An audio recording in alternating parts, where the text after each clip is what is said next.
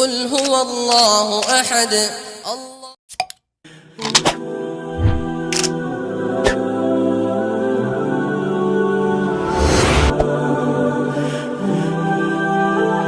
For example, it was tilka shajara, that tree. We said tilkuma shajara. And what's the difference between tilka shajara and tilkuma shajara? Hey, listen, both of you, that tree over there. I'm talking to both of you. That tree, stay away. Now when the tree is right here, هذه شجرة. So you'll find in Quran, when the tree is farther away, it's tilkuma shajara. When the tree is closer, هذه شجرة, which actually plays a role in how we analyze the story. How we analyze the story. And by the way, how many trees are in Jannah? It's called Jannah, which means it's lush, which means it's filled abundantly, endlessly with trees. How big is Jannah?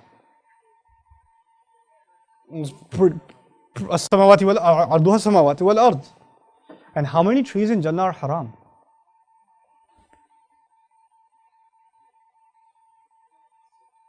Huh?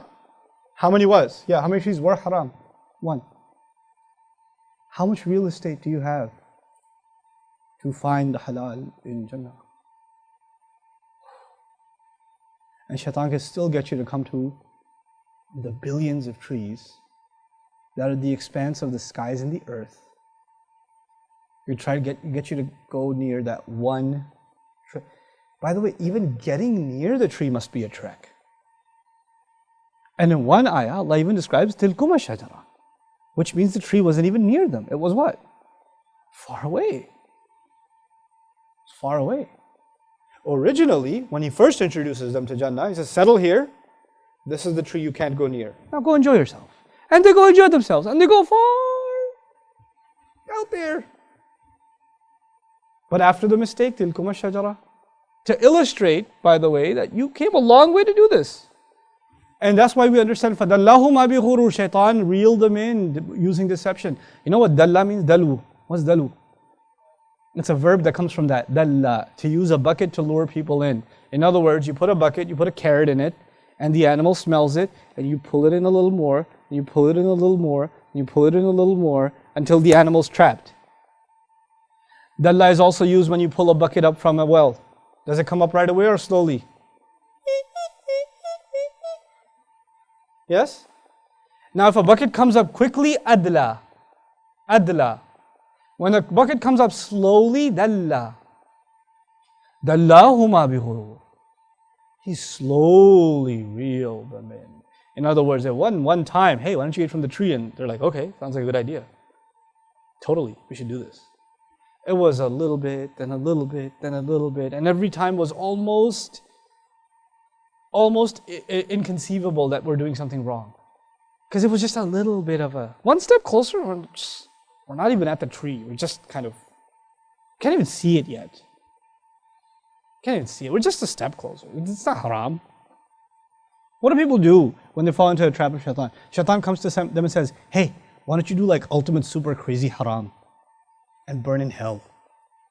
And they say, oh, that sounds like a good idea. I should do it. No, he says, hey man, take it easy a little. Just, whatever, this is still time for Fajr. Chillax. Just a little bit more. Just go back to sleep.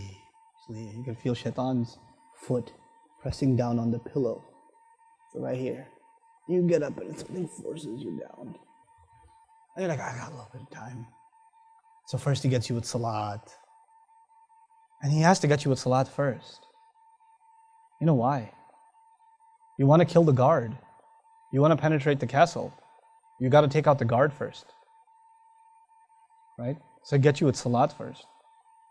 You start saying, oh, just whatever. I prayed at 8 o'clock. It's no big deal. At least I prayed. It's like the security guard who shows up late. Is there a possibility that the enemy went in before you got there? Yeah? Possibility, right? What does Allah say about salat? Inna salata tanha anil fahsha'i wal munkar. Salat is what prevents you from shamelessness.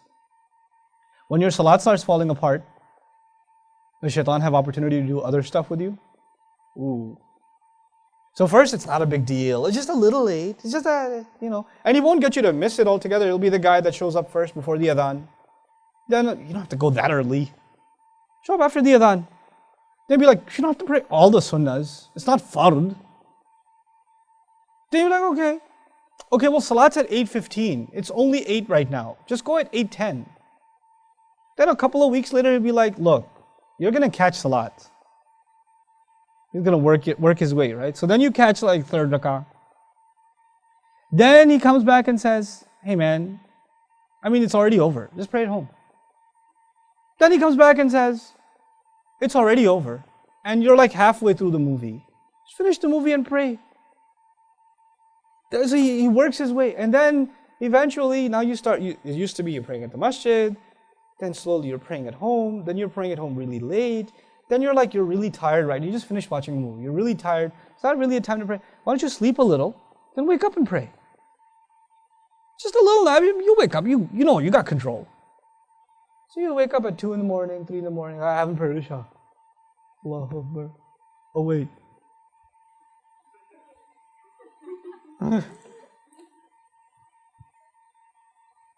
Dallahuma bi-ghurur. And while he's doing this, while the security has gone down, because this is all security, salat is security. While security has been compromised, then the floodgates to evil. Because this is good, salat is good, but leaving it opens the doors to evil. That's when he does that other stuff. So the kinds of movies you watch changes. The kinds of stuff you expose yourself to changes. You start becoming a different kind of person. A personality change starts happening. But it all happens very little at it. He's got a lot of patience. And he's done this with plenty of people before, so he knows how to work this.